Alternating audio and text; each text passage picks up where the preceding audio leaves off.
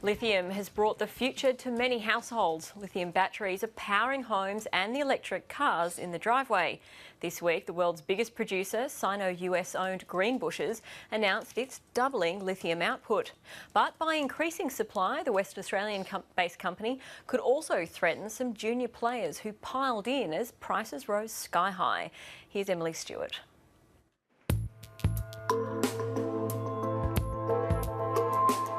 With a big house on the Gold Coast, Clayton Linden's energy bills totalled $8,000 last year. There's things like, there's a spa, there's a pool pump, there's air conditioning, cooking, kids leaving lights on. We're big users of energy. So last month he spent $80,000 getting solar panels and a record 6 Tesla wall batteries to store energy installed. It'll take about 7 years to pay for itself. It's completely covering my power usage, and I'm also exporting a lot back to the grid. We've had over 33,000 inquiries since the start of this year for the Tesla Powerwall. So if you look back maybe 12 or 18 months ago, we would have had, a couple every month, if that. This push towards renewable energy is only possible because of lithium, which is key to wall batteries and electric cars. We are firm believers that if you roll forward 10 or 15 years, you will see wholesale changes in power grids, wholesale changes in energy storage, because at the end of the day, what lithium really does, as the technology of choice, it really brings renewable energy to life. The strong demand has seen lithium prices more than triple, up to $20,000 a tonne for battery-grade material. But that's started to slide backwards in recent months. A bigger driver for the equity world here in Australia around lithium is actually just generally the price coming off domestic pricing in China. But we can tell you it is still a very, very healthy price, and the demand is still really strong coming out of China.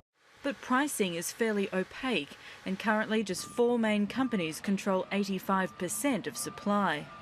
But in what could be a problem for Australia's junior lithium miners, the Chinese-backed Greenbushes this week announced it will double its annual production from 2018 to supply a new $400 million processing plant near Perth.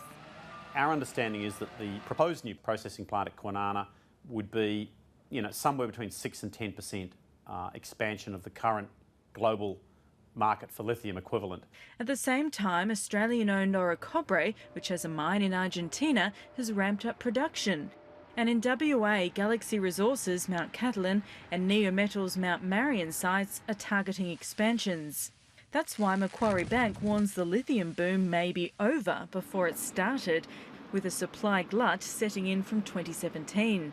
The bank says global electric vehicle take-up has to increase by 1.5 million vehicles to absorb supply.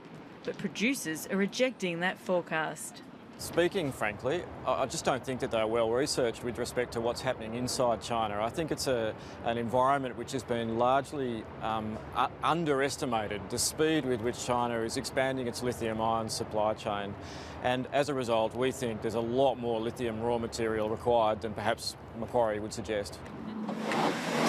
Demand at that early phase is not growing that fast, and so if you can add 10 or 15% per annum, you will possibly have a point where supply slightly outstrips demand.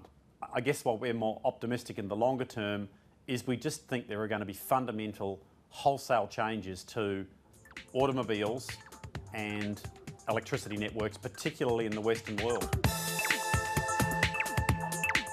Clayton Linden certainly has high hopes for the metal, as well as buying the end product. In an unrelated purchase, he's invested in a lithium mine in Argentina.